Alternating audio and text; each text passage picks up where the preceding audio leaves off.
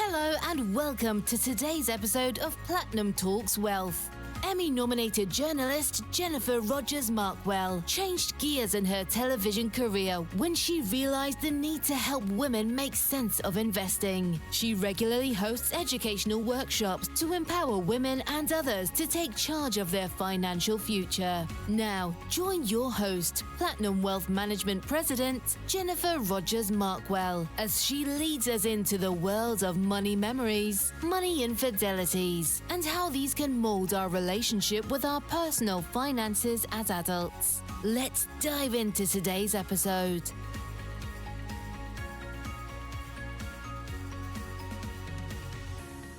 Hi, it's Jennifer Rogers Markwell, and you're joining us on the Platinum Talks Wealth podcast.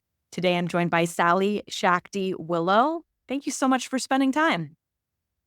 You're so welcome, Jennifer. Thank you for your time today as well. And we met on the Manifesting Magical Moments book as co-authors.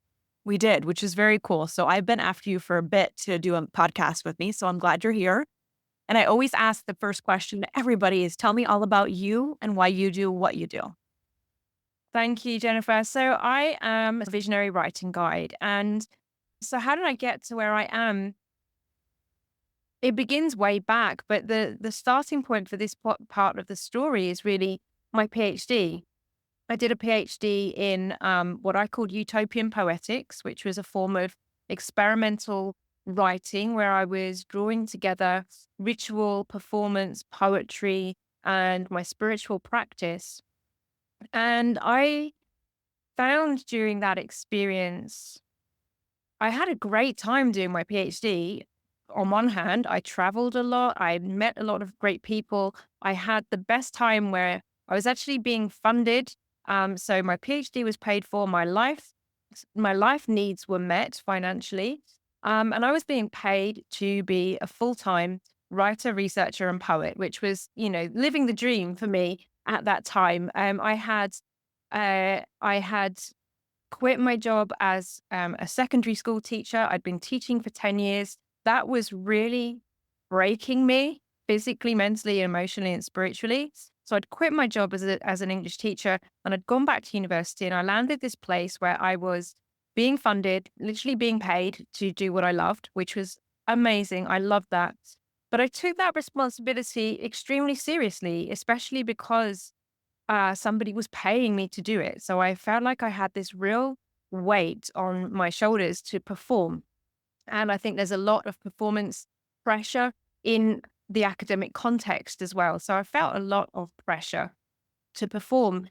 And I also felt that I couldn't really say what I wanted to say in that context. I wanted to write about the opening up of a new spiritual possibility that I could sense where people could feel connected to one another on a much more subtle level. And I was exploring that through poetry.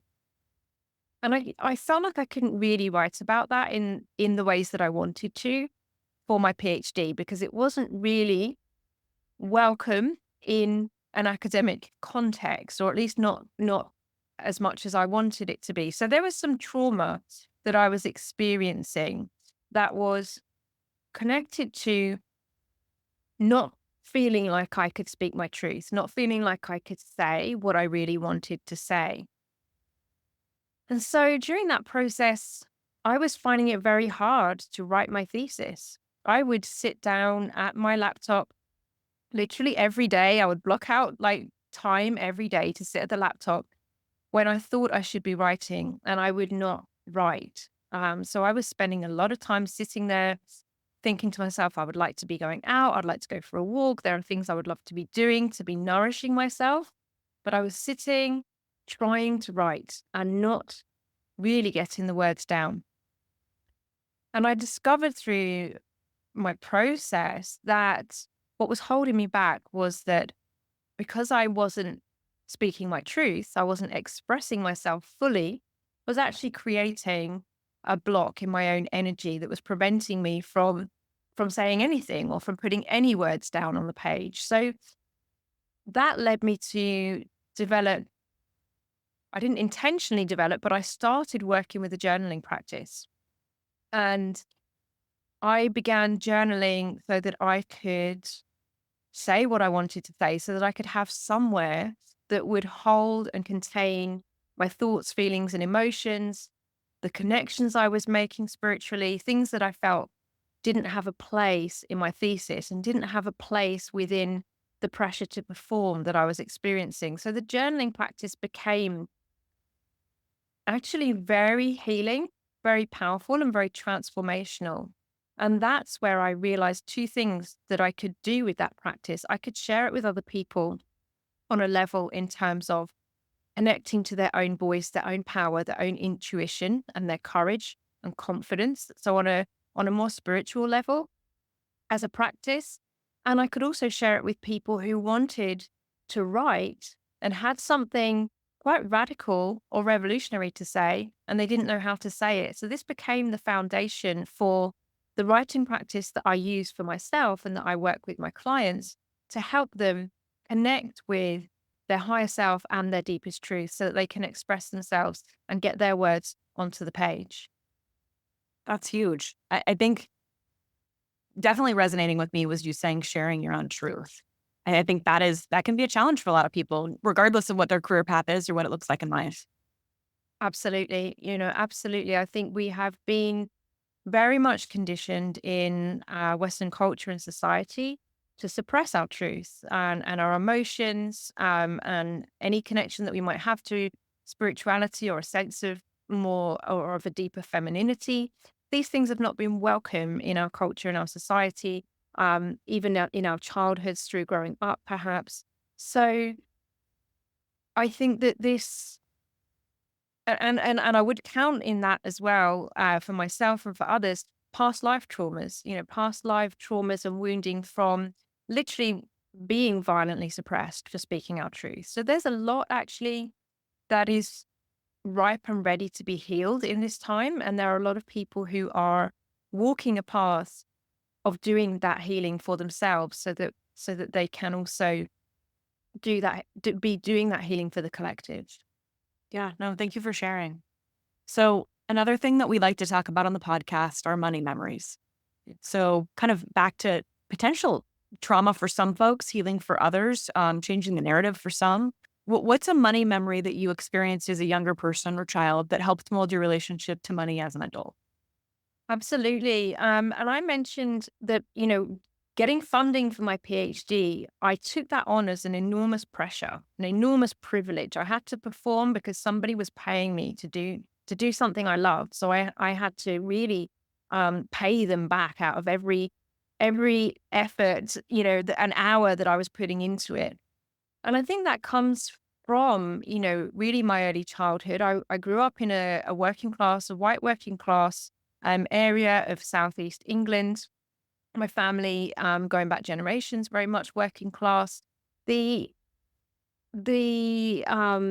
narratives and the stories that were very present for me as a child growing up around money, things like money doesn't grow on trees. You had to very much earn anything that any money that you had to earn it. There's a strong sense of whether or not you deserve money, and that definitely the rich people are bad.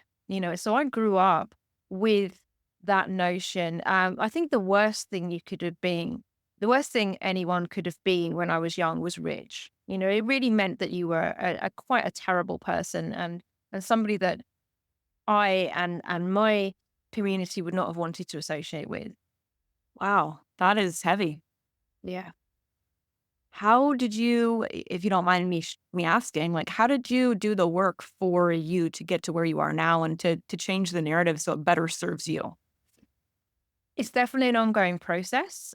You are listening to the Platinum Talks Wealth podcast. Hey, it's Jennifer. I wanted to take a quick break to remind you that you are worthy to have a seat at the table when it comes to money and your finances. Both me and my team at Platinum Wealth Management, want to meet you where you are, whether you're starting out, starting over, or have been investing for years. Reach out to us at platinumwealth.net or call us at 775-717 0001. We'd be honored to help. And now, back to the podcast.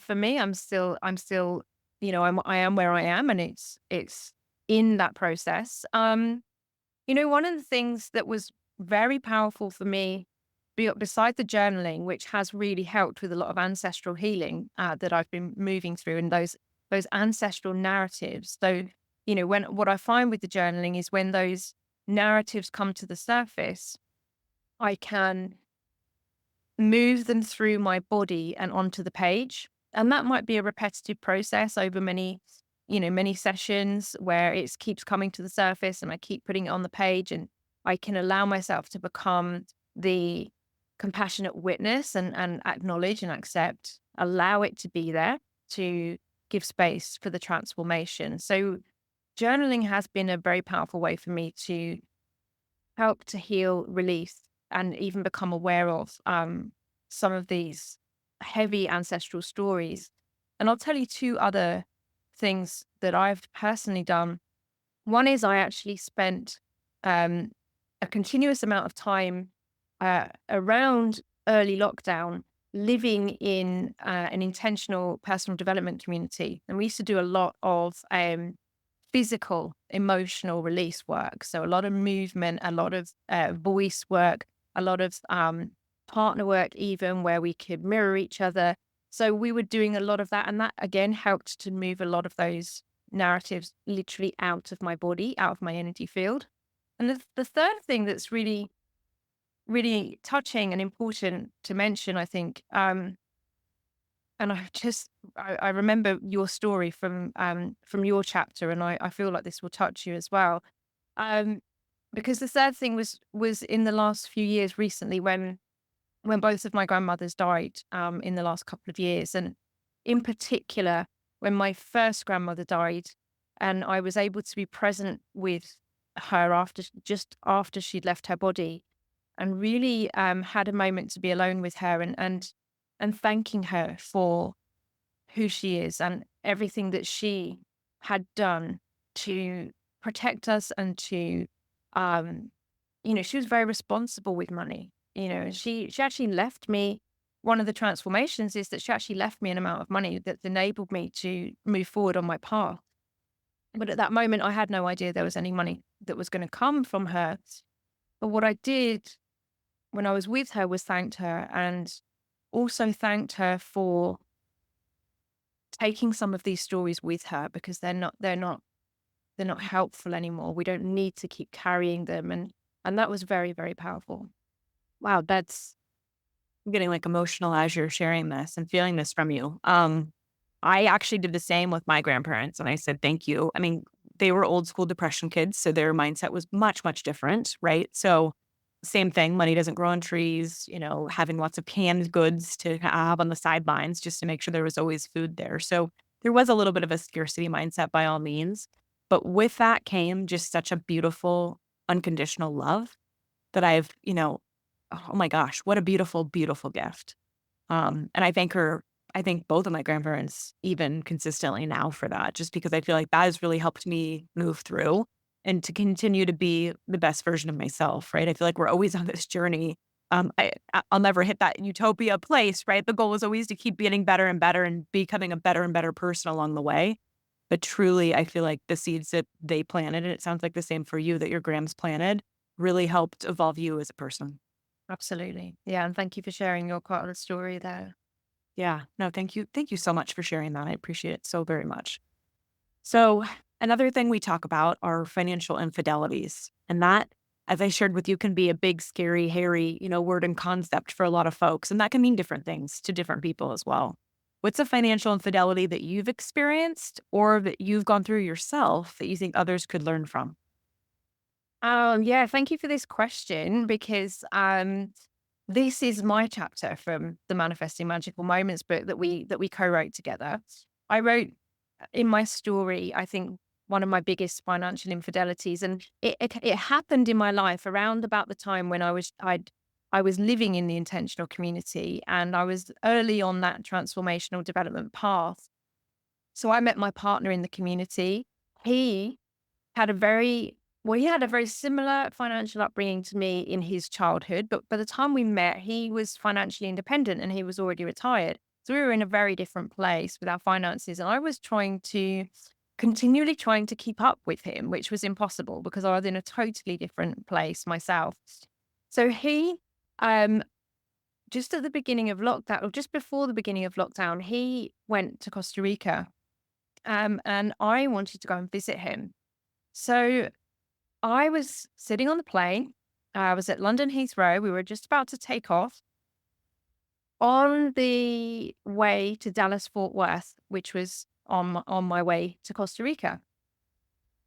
And it was right at the beginning of the pandemic. And the airline asked the question, if anybody would like to get off the plane and leave, you need to raise your hand and do that now. And I checked my phone and I realized that I had to leave. So I raised my hand and I was escorted off the plane because my bank had just texted me to tell me that I had run out of money. They'd stopped my card and I had to go in to the branch to have an ID check so that they could reopen my account. So I looked at that and I thought, there's no way I can land in another country without any money or any access to my cards. So in a way, it was a totally unexpected blessing that they actually said, does anybody want to get off the plane? Because I had to. And what they said to me as they escorted me off the plane, I guess it's a technical term and it's a process that you have to go through. But they said to me, you need to land yourself. And that was so resonant, so powerful, because why had I run out of money? I was very good at plucking things out of thin air. So I didn't really have any money, but I wanted to go and visit my partner. I put it on my credit card. I thought, yeah, this is fine. And I wasn't taking responsibility. And so that was a big lesson for me in terms of my relationship with money. It needed to be more grounded, more realistic, and more responsible. That's huge. And again, to read your chapter, fantastic, right? So anybody that's listening, I'll put this in show notes of where to be able to get the book. And I was honored to write a chapter alongside of you. My chapter is obviously different, but thank you so much for sharing that insight to it. And I feel like truly things happen. Like you get those pokes, you get the pokes and you don't know where they're coming from or how to define them. But if you're truly listening to your own intuition, like you knew in that moment. Yeah. That's wild. Yeah. Thank you. Yeah. So since then, again, back to the evolution kind of question, how have you kind of changed the narrative and to where you are now from then? Oh, it's interesting because part of the process of writing that chapter, as you will know, and I always talk about in my coaching, when we write a chapter or a book or when we're writing a story of ourselves, we're writing something, I think it changes us from the inside out. There's an alchemy that happens there when we write our story or we write our book or our chapter. So there was a deep alchemy for me actually in writing that chapter. It was a big opportunity for me to up level and to step into, a much higher vibrational frequency, but also more grounded version of myself. But what does that mean in reality? It means the process I went through or the outcome of writing that chapter was that by the end of the chapter, I actually had come full circle and I had just booked myself a flight to the US to go on a business coaching mastermind. And it just felt like that was really full circle because I was able to pay for that out of money that was already in my bank. I didn't have to pay for that on a credit card or anything else. I had the money in the bank to pay for that. And the opportunity to take that business coaching mastermind, again, has been powerfully transformative. So in terms of strategies and techniques, what I have done to shift my relationship with money, for me, it's about being more grounded in myself, being more practical, being more realistic, checking my bank account. I have my bank account on an app, so checking how much money is in the bank, not overspending, ensuring that money comes in before it goes out, is a big transformation for me. Yeah, that's huge. So, and that goes hand in hand with my final question for you. What are tips and or tricks that you use to utilize money differently in your own household? So my intuitive answer to this question is so how I utilize money differently in my household now is, as I was mentioning just now, is to actually make sure it comes in before it goes out. I don't have a credit card. I don't have any loans. I work with what is available in my bank account, and that is how I structure my spending. And back to your credit card thought too. You see so many folks that over leverage because it's a plastic card and it's kind of lost. For some folks, they're like, oh, I'm charging this, I'm charging this, I'm charging this. And then you get a ginormous bill and they're like, oh, like because it was moving electronically behind the scenes, it wasn't as tangible for a lot of folks to really embrace or understand. So no, I commend you for having no debt at all and moving forward with that because that's huge. And then that way you can build how you want to build without having the debt on your shoulders. Yeah, that's been big for me in terms of, the hole that I landed in myself in has been important to shift the whole foundation of that. Yeah. Well, thank you so much for making time and sharing your stories today. Thank you so much, Jennifer. And I'm excited for you and your stories too. Oh, thank you. Thank you. And hopefully those of you listening and or watching will join us on the next Platinum Talks Wealth podcast.